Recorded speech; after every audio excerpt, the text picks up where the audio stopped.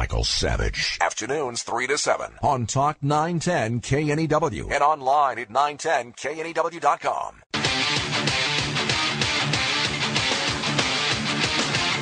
Certain things about the left don't make any sense. That's why I say liberalism is a mental disorder. Joining us now is Jamie Glazov, author of United in Hate, The Left's Romance with Tyranny and Terror. And the book talks about the left's self-destructive behavior by reaching out to Marxism and radical Islamists. Jamie, what motivated you to write your book?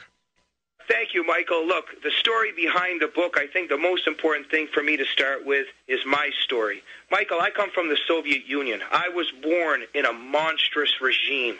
I was born in a totalitarian environment, and that was a despotism, one of the most evil regimes in world history that massacred millions of its people and barbarically and viciously oppressed them.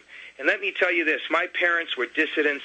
They stood up for freedom. They stood up for liberty. They sacrificed almost their lives, and we were able to escape the Soviet Union. Now, Michael, when we came to the United States as a young boy, I fell in love with America. My family fell in love with America. We fell in love with freedom and liberty, and we cherished this country. Now, as I grew older, I ran into a species called leftists. I ran into the left, and these were people that were telling me that I was a liar, that communism wasn't so bad, that my parents should shut up, that it's the United States that's the most evil country in the world, that communism, is just, if not just as bad, it may even be better. And they cheered for the Soviet Union during the Cold War. And I was very mystified by that, and there was anger in my heart, because my life was spent worrying about Vladimir Bukovsky and Natan Sharansky and Andrei Sakharov and all the persecuted people behind the Iron Curtain. So look, all of a sudden 9/11 happened. Now, this was after the defeat of the Soviet Union. The Soviet Union collapsed, the Cold War was over, and the left seemed very depressed during that time. There was an interval there. All of a sudden 9/11 hit. We had criminals, terrorists perpetrate a crime against humanity, and that's what 9/11 was. There were terrorists that got on civilian airlines and drove those planes into heavily populated buildings with innocent people. And you know what I noticed, and I predicted it, and I knew it was coming? My leftist acquaintances, my leftist friends, and all the leftists on the international world stage, they celebrated that atrocity. They were happy the United States was hit, and they reached their hands out in solidarity to not just the terrorists themselves, but to the whole ideology in radical Islam. And after 9/11, and after what I saw happening in Iraq, and yet the left was on the side of our enemies and wanted to see us fail.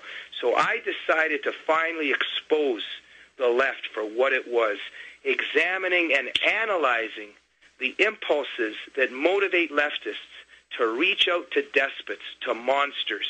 Well, why does the left reach out to these regimes that would be the first to imprison them?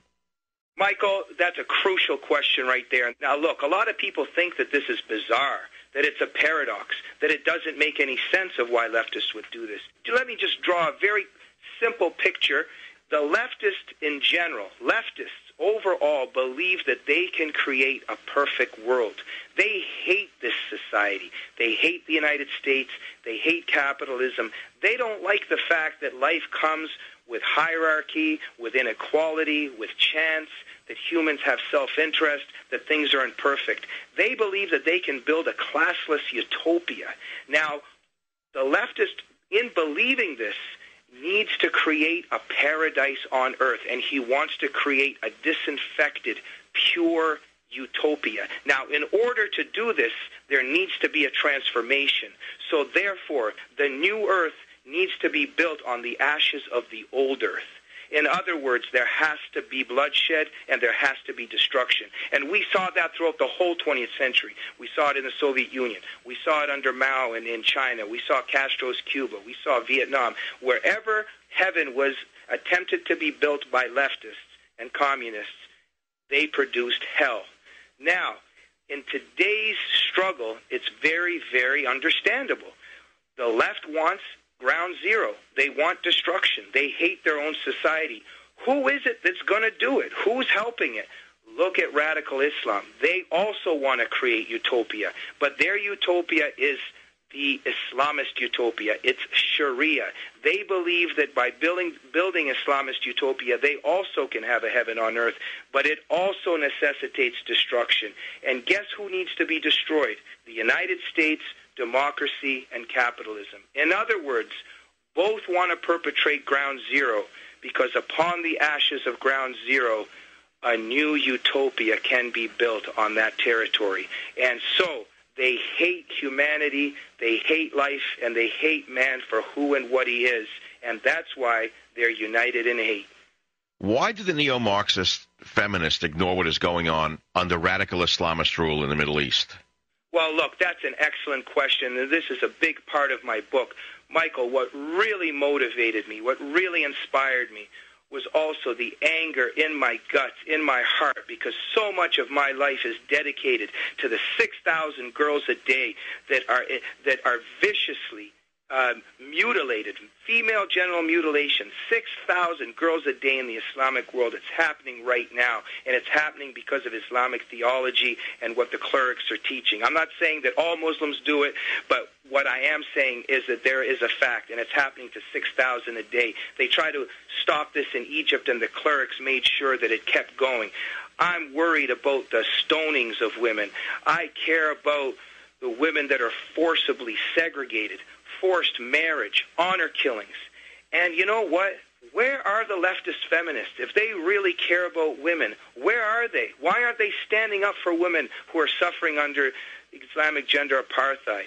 And it's the same thing. That's what United in Hate is showing. There's a long tradition. We've got leftist intellectuals who venerated and praised societies where intellectuals were murdered and imprisoned, and these leftist intellectuals themselves would be killed and imprisoned there. There's a death wish impulse and it's very important to see this, because it leads to real destructive behavior. Now, it also leads to destructive policies. Is this what you see going on with Obama and his gang? In the beginning, I was somewhat hopeful. Obama showed some good signs in the beginning. He seemed to pick a pretty strong war cabinet. He seems to support a surge in Afghanistan. There appear to be no significant big left turns in foreign policy, and a lot of radical leftists were very upset.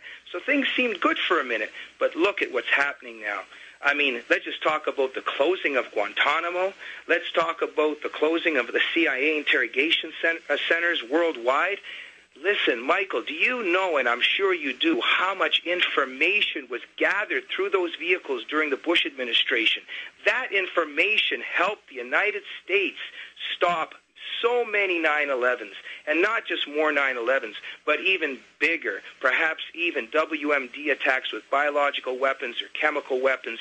So it's very worrying now that the Bush administration is gone, and we have a new administration that's literally tying our hands behind our back in this terror war, and it's happening because of leftist ideology. But look, we just had a beheading in Buffalo, and the mainstream media isn't saying a word about it. A Muslim husband chopped the head off of his wife, and due to a lot of the details that are coming out about it, it appears that there's a lot involved in terms of Islamic teachings. We know that this was an honor killing.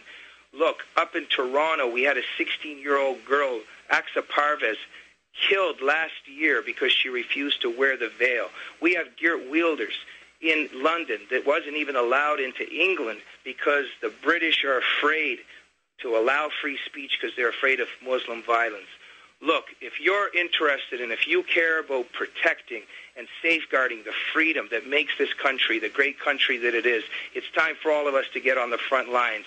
And I wrote United in Hate to help us clarify and to crystallize what the mindset is of the enemy forces that wish our country harm. Thanks, Jamie. Your book proves my point that liberalism is a mental disorder, and a very dangerous one at that. This is the Savage Nation. Savage. Michael Savage. Afternoons 3 to 7 on Talk 910 KNEW and online at 910KNEW.com.